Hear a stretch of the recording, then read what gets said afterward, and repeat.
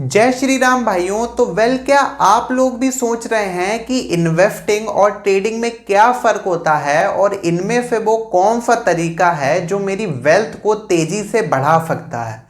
तो आज की इस वीडियो में हम लोग जानेंगे कि इन्वेस्टिंग और ट्रेडिंग के क्या एडवांटेजेस और क्या डिसएडवांटेजेस हो सकते हैं, जिनको समझ के हम जान सकें कि कौन सा रास्ता हमारे लिए सही है और कौन सा नहीं। और आज की इस वीडियो को देखने के बाद आप अपनी फाइनेंशियल सक्सेस के रास्ते को भी खुद चूज कर पाएंगे। तो चलिए वीडियो को शुरू करते हैं। तो वीडियो की शुरुआत में सबसे पहले हम लोग जानेंगे कि इन्वेस्टिंग और ट्रेडिंग होता क्या है। तो अगर मैं बात करूं इन्वेस्टिंग की, तो जब हमें अपनी इनकम जनरेट करनी होती है तो उस केस में हम लोग सहारा लेते हैं इन्वेस्टिंग का। इन्वेस्टिंग में बेसिकली हम लोग एसेट्स को बाय करते हैं और उनको होल्ड करते हैं फॉर लॉन्ग टर्म। तो इस पूरी प्रोसेस को हम लोग क्या कहते हैं, इन्वेस्टिंग कहते हैं। अब यहाँ पे मैंने एक टर्म इंट्रोड्यूस कराया, एसेट्स। तो बेसिकली ये एसेट्स क्या होते हैं, मतलब ऐसी चीज़ें जिनकी value over a period of time बढ़ती हैं। ठीक है, तो जब हम लोग ऐसी चीज़ों को बाय करते हैं फॉर लॉन्ग टर्म, तो इस पूरी प्रोसेस को हम लोग क्या कहते हैं, इन्वेस्टिंग कहते हैं। ऑन दी अदर हैंड अगर मैं बात करूं ट्रेडिंग की, तो ट्रेडिंग क्या होती है, ट्रेडिंग में बेसिकली हम लोग प्राइस फ्लक्चुएशन का यूज करते हैं शॉर्ट टर्म में प्रॉफिट को करने के लिए। ठीक है, तो इस पूरी प्रोसेस को हम लोग ट्रेडिंग कहते हैं। इसको हम लोग एक एग्जाम्पल की मदद से समझेंगे। जैसे कि मान लीजिए मैंने इंडेक्स में करी ट्रेड, मैंने खरीदा कॉल ऑप्शन। कॉल ऑप्शन मुझे मिला 200 रुपए का। मैंने कॉल ऑप्शन बाय किया जो कि मुझे पड़ा 200 रुपए में। अब क्या हुआ कि अचानक से प्राइस में फ्लक्चुएशन आया और वो 200 रुपए से बढ़ के कितना हो गया, 300 रुपए विद इन अ मिनट। तो उस केस में क्या होगा, मैं तुरंत एकदम उसको वहां पे सेल करूंगा और उसको सेल करके अपना प्रॉफिट कर लूंगा। तो यहां पे मैंने क्या ऑब्जर्व किया कि मैंने प्राइस फ्लक्चुएशन का यूज करके अपना शॉर्ट पीरियड ऑफ टाइम में प्रॉफिट कर लिया। तो इसको हम लोग क्या कहते हैं, इसको हम लोग ट्रेडिंग कहते हैं।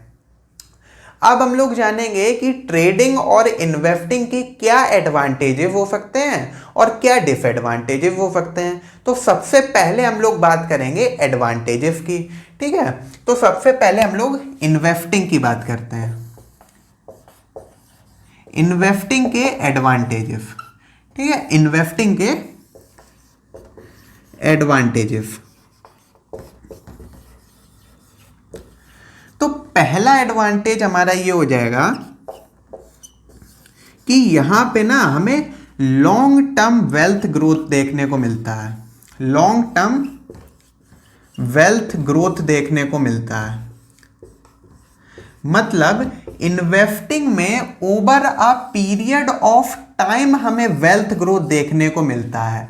और यहाँ पे हमारा कंपाउंडिंग भी काम करता है, क्योंकि जब आप लोग इन्वेस्टिंग करते होंगे तब आपने एक चीज़ देखी होगी कि शुरू का कुछ टाइम पीरियड जब होता है 1, 2, 3, 5 साल, तो उस टाइम पीरियड पे आपने देखा होगा कि इन्वेस्टिंग में हमारी जो वेल्थ है वो इतना ग्रो नहीं करती है, but over a period of time वो अचानक से बहुत तेजी से ग्रो करने लगती है। ठीक है, तो यहां पे कौन सा फैक्टर हमारा काम करता है, कंपाउंडिंग का। कंपाउंडिंग बेसिकली होता क्या है,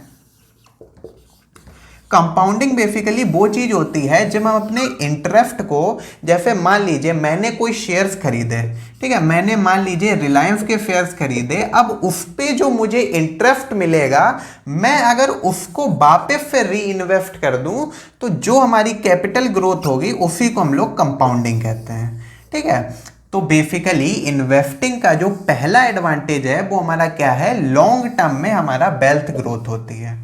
ठीक है, दूसरा हमारा एडवांटेज हो जाएगा कि इन्वेस्टिंग में हम लोग पैसिव इनकम जनरेट करते हैं। ठीक है, पैसिव इनकम जनरेट करते हैं। ठीक है, इन्वेस्टिंग में बेसिकली हम लोग पैसिव इनकम जनरेट करते हैं। जब हम लोग किसी एसेट्स को खरीदते हैं तो वहां पे हमारे पास ये अपॉर्चुनिटी होती है कि हम लोग वहां से पैसिव इनकम को भी जनरेट कर सकें। जैसे कि इसको हम लोग एक एग्जांपल की मदद से समझेंगे। जैसे कि मान लीजिए आपने कोई भी किसी भी सिटी में आपने कोई 3 BHK का फ्लैट खरीदा, तो अब आपने अगर उसको रेंटल यूज के लिए किसी को दे दिया और वहां से आपकी कोई इनकम आने लगी, तो इसकी मतलब आपने एसेट्स भी खरीद लिए और आपकी पैसिव इनकम भी आने लगी। ठीक है, तो इन्वेस्टिंग का जो हमारा दूसरा एडवांटेज हो सकता है वो ये है कि जो एसेट्स जब हम लोग खरीदते हैं तो वो हमें अलाउ करती हैं पैसिव इनकम को। ठीक है, थर्ड जो हमारा एडवांटेज हो जाएगा वो ये होगा less risky. Investing is less risky. Investing is less risky as compare to trading. ठीक है, अगर मैं इन्वेस्टिंग की बात करूं तो इन्वेस्टिंग में हमारा जो रिस्क होता है वो ना के बराबर होता है अगर आपकी एनालिसिस सही है। ठीक है, तो इन्वेस्टिंग क्या होती है, हमारी लेस रिस्क की होती है एज कंपेयर टू ट्रेडिंग। ठीक है, फोर्थ हमारा हो जाएगा डाइवर्सिफिकेशन।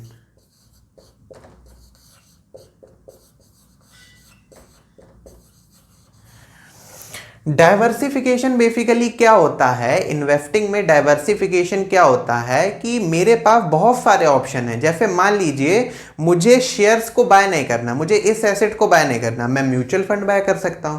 मुझे म्यूचुअल फंड बाय नहीं करना, मैं रियल एस्टेट्स बाय कर सकता हूं। मुझे ये नहीं करना, मैं कमोडिटीज बाय कर सकता हूं।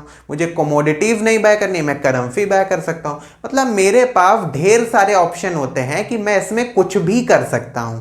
ठीक है, अब जो हमारा अगला एडवांटेज है वो ये है कि जो हमारा फिफ्थ एडवांटेज है इन्वेस्टिंग का वो ये है कि ये हमारा लेस स्ट्रेसफुल होता है एज कंपेयर टू ट्रेडिंग। इसमें हमारा स्ट्रेस बहुत कम होता है। ठीक है, अगर मैं ट्रेडिंग की बात करूं तो वहां पे हमें हर मिनट कुछ ना कुछ डिसीजंस लेने पड़ते हैं और हर मतलब हमें पूरा ध्यान पूरा फोकस होकर हमें ट्रेडिंग करनी पड़ती है, तो वहां पे बहुत स्ट्रेस मामला हो जाता है। ठीक है, अगर पर मैं बात करूं इन्वेस्टिंग की तो इन्वेस्टिंग में हमारा स्ट्रेस बहुत कम होता है। मतलब आपको तभी रिसर्च करनी है जब आप लोग किसी भी एसेट्स को बाय कर रहे हैं। ठीक है, और फिर आप देखते रहिए कि आपकी एसेट्स कैसा परफॉर्म कर रही है। वहां पे आपको हर मिनट को दिमाग नहीं लगाना है कि अब क्या करूं, अब मैं क्या करूं। ठीक है, तो यहां पे स्ट्रेस भी कम होती है। तो इन्वेस्टिंग के हमने ये कुछ 5 एडवांटेजेस देखे। पहला एडवांटेजेस क्या था, हमारा लॉन्ग टर्म वेल्थ ग्रोथ होती है। दूसरा क्या देखा, इसकी मदद से हम लोग पैसिव इनकम कमा सकते हैं। ठीक है, तीसरा क्या, ये लेस रिस्की है, इसमें हमें डाइवर्सिफिकेशन भी मिलता है। अगर मुझे यहाँ एसेट्स इस एसेट्स को नहीं खरीदना, मैं इधर खरीद लूंगा, इधर नहीं खरीदना, मैं इधर खरीद लूंगा। ठीक है, तो यहाँ पे हमें डाइवर्सिफिकेशन मिलता है। और पांचवा एडवांटेज है कि यहाँ ये हमारा लेस स्ट्रेसफुल होता है एज कंपेयर टू ट्रेडिंग। ठीक है, अब हम लोग आ जाते हैं ट्रेडिंग पे। अब हम लोग ट्रेडिंग के एडवांटेजेस देख लेते हैं। ट्रेडिंग के एडवांटेजेस, तो ट्रेडिंग का हमारा पहला एडवांटेज है कि इसमें ना हमें हाई रिटर्न मिलता है over a short period of time. High return मिलता है short period of time,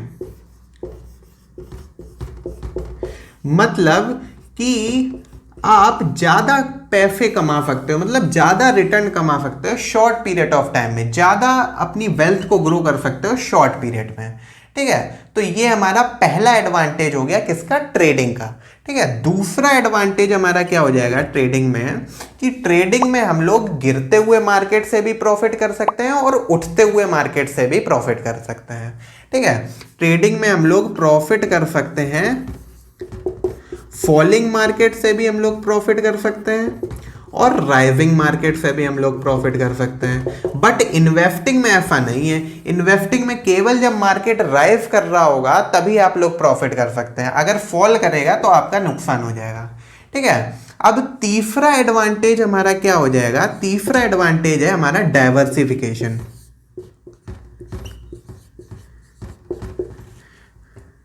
diversification,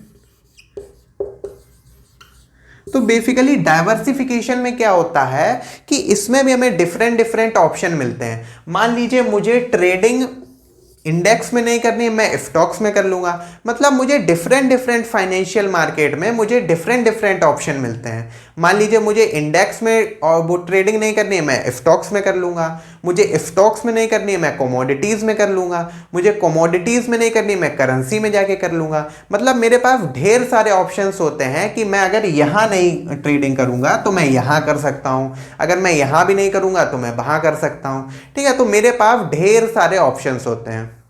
अब हमारा जो फोर्थ एडवांटेज है वो ये है कि यहाँ पे हमें लेवरेज मिल जाता है।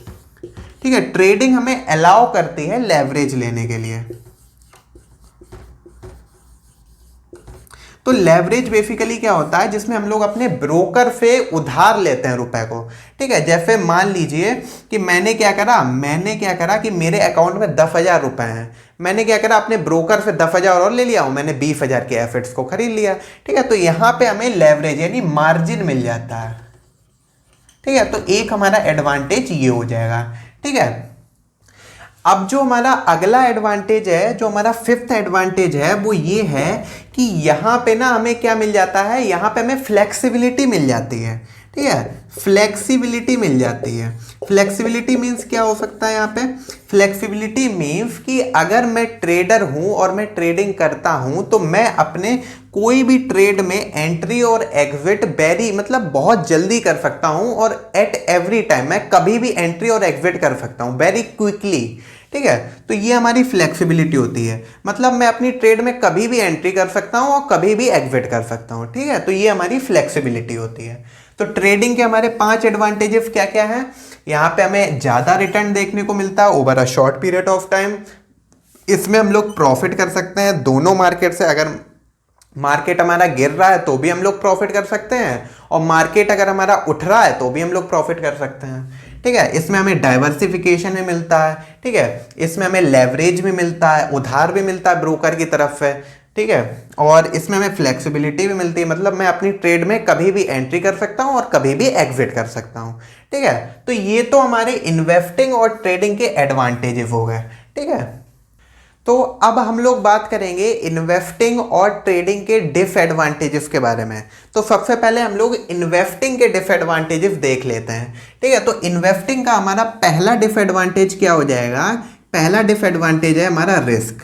ठीक है, अब देखो ये मार्केट है, मार्केट में हमारे दोनों पहलू काम करते हैं। ठीक है, प्रॉफिट भी तो लॉस भी। ठीक है, तो यहाँ पे हमारा रिस्क होता है। रिस्क को हम लोग मिनिमाइज कर सकते हैं। इसमें जो हमारा इन्वेस्टिंग में हम लोग रिस्क को मिनिमाइज कर सकते हैं अगर हमारी जो फंडामेंटल रिसर्च है वो सही है। ठीक है, अगर हमने सब सही किया, अगर मेरी रिसर्च सही है तो हम अपनी रिस्क को मिनिमाइज कर सकते हैं, उसको ना के बराबर कर सकते हैं।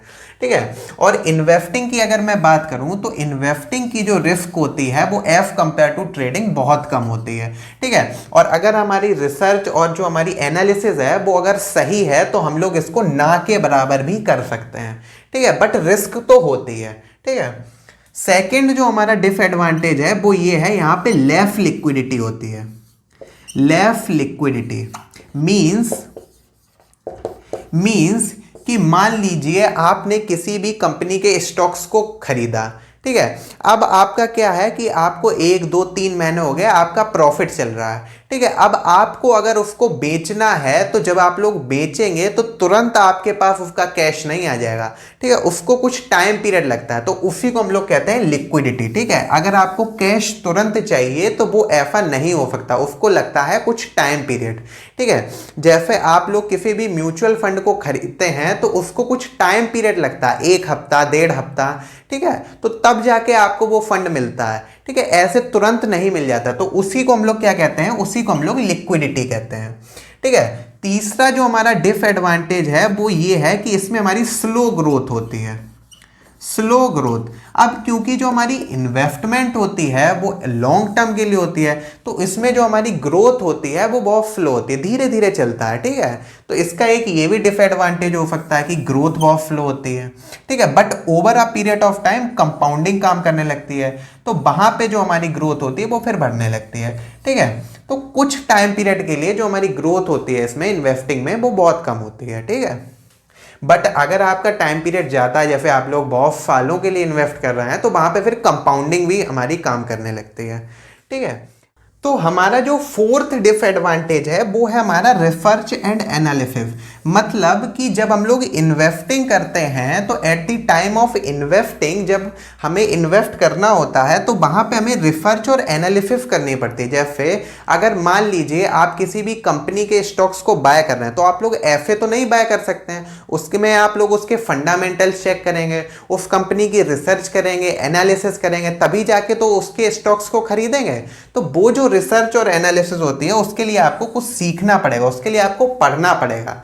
ठीक है, तो ये भी एक डिसएडवांटेज है कि अगर आप मतलब नहीं पढ़ पा रहे हैं या आपने नहीं पढ़ा है तो आप लोग इसको ऐसे ही नहीं इन्वेस्ट कर सकते हैं। ठीक है, तो आपको उसके लिए पढ़ना पड़ेगा, रिसर्च करनी पड़ेगी, एनालिसिस करनी पड़ेगी। ठीक है, तो बिना रिसर्च एनालिसिस के आप लोग इन्वेस्ट नहीं कर सकते हैं किसी भी कंपनी में, किसी के स्टॉक में। ठीक है, फिर चाहे वो म्यूचुअल फंड हो, कोई भी स्टॉक्स हो, कोई भी बॉन्ड हो, कोई भी गवर्नमेंट बॉन्ड हो या कोई भी रियल एस्टेट, कोई भी चीज़ हो, आपको रिसर्च एंड एनालिसिस तो करनी ही पड़ेगी।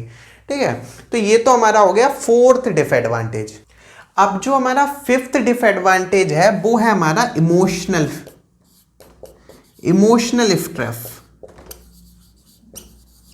अब ये क्या होता है, जैसे मान लीजिए कि जैसे आपने जो एनालिसिस करी वैसा नहीं हुआ, क्योंकि ये तो मार्केट है, यहाँ तो कुछ भी हो सकता है। ठीक है, तो जैसी आपने एनालिसिस करी वैसा अगर नहीं होता है और मार्केट उसके अपोजिट चलता है तो उस केस में जो आपके माइंड पे जो इफेक्ट पड़ेगा, जो स्ट्रेस आपके माइंड में आएगा, जो आपके इमोशंस चेंज होंगे कि मुझे अब इसको होल्ड करना चाहिए या नहीं करना चाहिए, क्या मुझे अभी इसको निकाल देना चाहिए। और अगर लॉस हो जाता तो एक अलग ही स्ट्रेस कि यार मैंने पहली बार इन्वेस्टिंग करी और उसमें वो मुझे लॉस हो गया।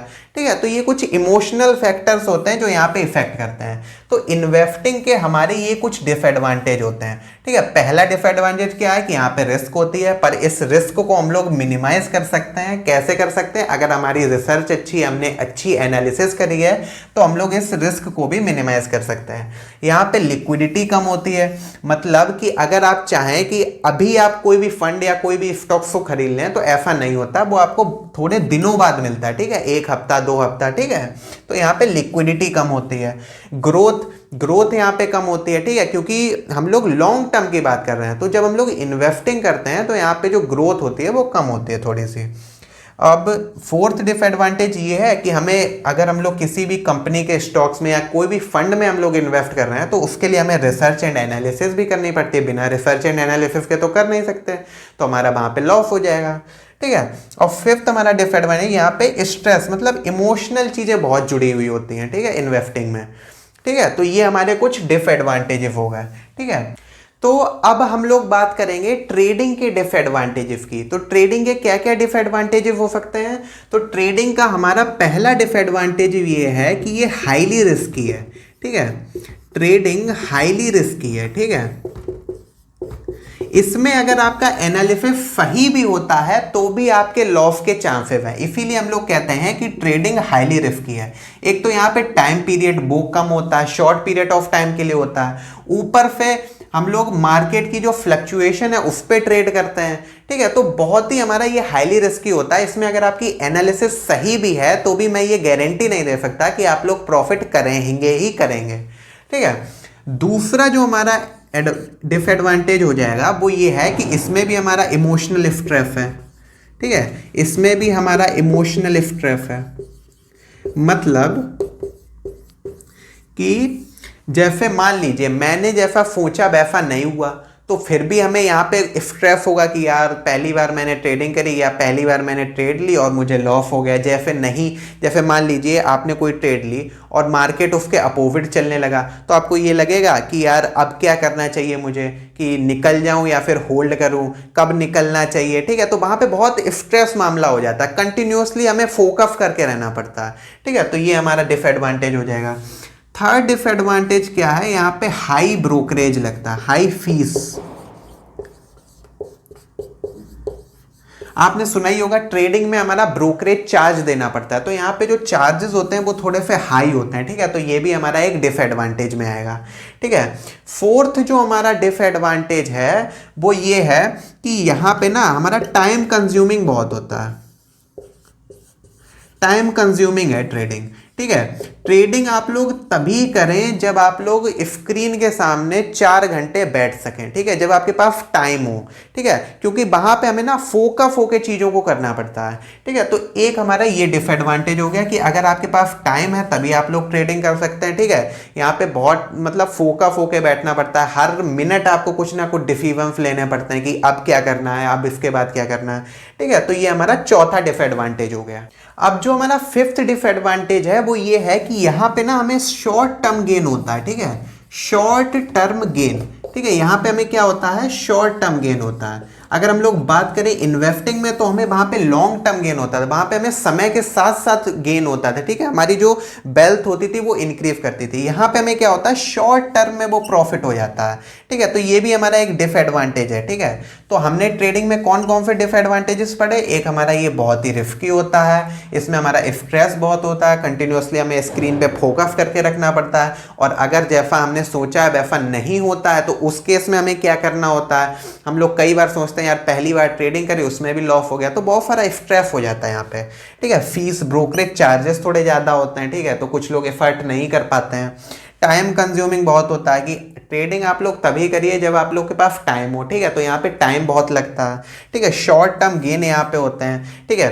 जैसे मान लीजिए आपका आज हो गया शॉर्ट टर्म गेन में कुछ प्रॉफिट और कल आपका लॉस हो गया, ठीक है, फिर आपका प्रॉफिट हो गया फिर लॉस हो गया, ठीक है। तो यहाँ पे शॉर्ट टर्म का बहुत खेल चलता रहता है, ठीक है। तो ये हमारे टोटल इन्वेस्टिंग के और ट्रेडिंग के ये हमारे डिसएडवांटेजेस थे, ठीक है। तो अभी तक हम लोग ने क्या देखा वीडियो में, अभी तक हम लोग ने सीखा कि एडवांटेजेस और डिसएडवांटेजेस ट्रेडिंग के क्या क्या होते हैं, और इनको जाना कि ट्रेडिंग और इन्वेस्टिंग क्या होती है, ठीक है। तो अब हम लोग बात करेंगे कि अगर आप स्टॉक मार्केट में नए हैं तो आपके लिए क्या चीज सही होगी, इन्वेस्टिंग या ट्रेडिंग।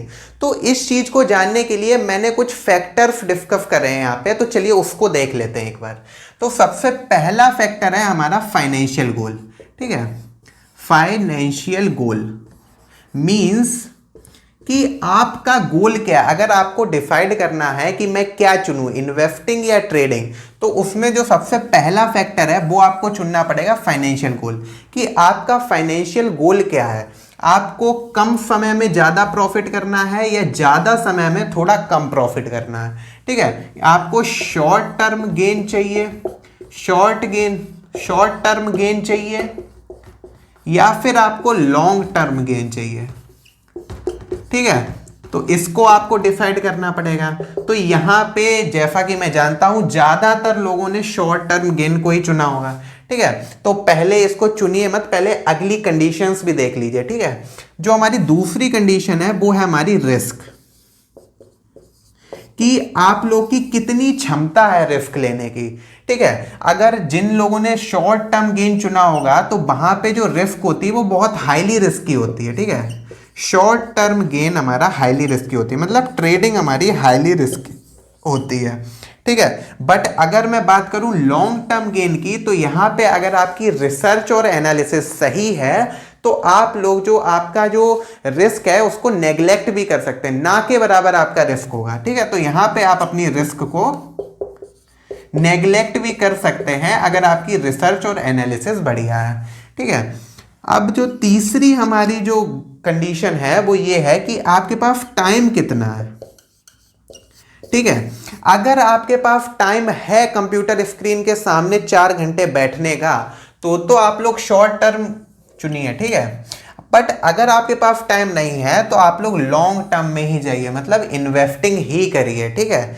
तो यहाँ पे टाइम भी फैक्टर करता है। तो आप लोग डिसाइड करिए कि आप लोगों ने क्या चुना है, ठीक है, इन अपने फाइनेंशियल गोल को देखते हुए, अपनी रिस्क को देखते हुए और अपने टाइम को देखते हुए आपको चुनना है कि अब आपको इन्वेस्टिंग करनी है या ट्रेडिंग करनी है। और कमेंट में लिखना है कि आपने क्या चुना, ठीक है, इन्वेस्टिंग चुनी या आपने ट्रेडिंग चुनी। तो वेल यहीं पे हमारी वीडियो होती है खत्म। Thank you so much for watching the video.